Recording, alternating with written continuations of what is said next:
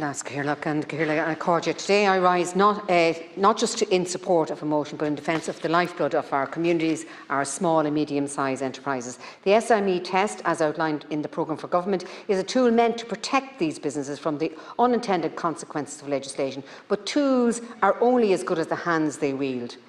And right now, I fear we are not wielding this one with the care and precision it demands. Let's be honest, SMEs are not just economic units. They are family-run shops, local trades, start-ups with dreams and cornerstone employees in towns and villages across Ireland.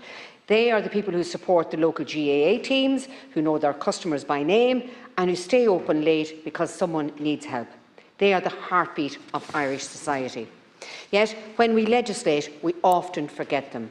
We forget that they don't have compliance departments or legal advisors. We forget that every new form, every new regulation, every new requirement is time away from serving customers, growing their business and creating jobs. A 2018 study showed that regulatory compliance disproportionately affected smaller firms. That's not just a statistic, it's a warning. And it's one we must heed, because when we overburden SMEs, we don't just risk their survival, we risk their resilience of our entire economy. And let me be clear, the problem isn't just the regulations themselves, it's the process. SMEs are often excluded from the conversation. Consultations are dominated by large corporations with lobbying power and legal teams. Meanwhile, the butchers in Ballinasloe or the florist in Finglas is left out in the cold. I spoke earlier today during the order of business using the example of the National Economic Dialogue, where only a small number of organisations present represent our private sector, and of those it is disproportionately larger corporations who are represented. However, let me use another, more in-depth example. Let us take Chambers Ireland, which represents a network of over 40 chambers of commerce across the nation, who in turn represent over 8,000 businesses. However, the CSO estimated that as of 2022, there are up to 390,000 enterprises in the country. This strongly indicates that well under 1% of enterprises are represented by chambers of commerce. And of those represented in their local chamber, you will frequently find a disproportionate number of the bigger, wealthier and well-established businesses. While not necessarily a bad thing, this means they are hardly likely to rock the boat either. That's why Senator Aubrey McCarthy and I proposed this amendment, to ensure that the SME test is not just applied, but applied with the full scrutiny and insight of the Seanad. This House, with its diverse backgrounds and expertise, is uniquely positioned to champion the voice of the small business owner.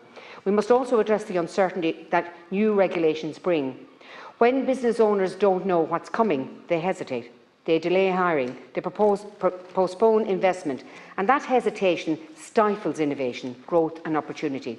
So we need clarity, consistency and confidence. We need to ensure that regulations are scalable, that they reflect the realities of the different sectors, and that they come with clear guidance and support. And let me say this, the one-size-fits-all approach must end.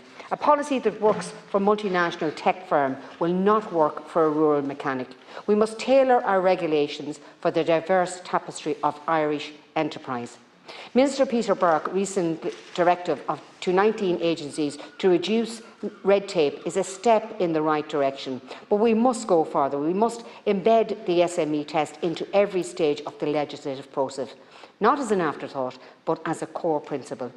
And we must empower the Seanad to play its full role in this, because when we involve this House, we bring in the voices of entrepreneurs, educators, community leaders and advocates. We bring in the lived experience of those who know what it means to run a business in Ireland today. And I do too, as many of our colleagues do around this chamber. Colleagues, this is not just about economics, it's about fairness. It's about respect, it's about ensuring that the people who take risks, who create jobs, who build communities are not punished by the very system that should support them. There's no mention today of this motion of social enterprises. Social enterprises actually employ about 83,000 in this country. They're a very important part of our enterprise sector. Our colleague from Sinn Féin spoke earlier about the investment in R&D. We already have many companies in this country who are well established. I would call them grantpreneurs.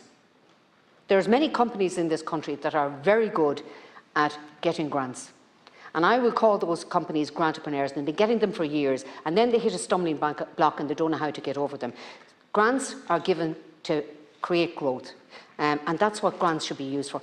And those at the bottom can't get those grants, and very often it's the ones at the top that are creaming those grants, and there's no help for the lads at the bottom to get those grants. So there are many grantpreneurs in this country that are using that system to levy their business, and we should be looking after smaller businesses at this time.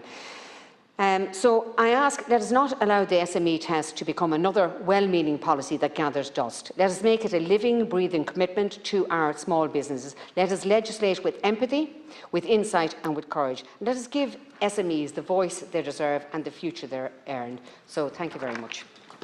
Thank you.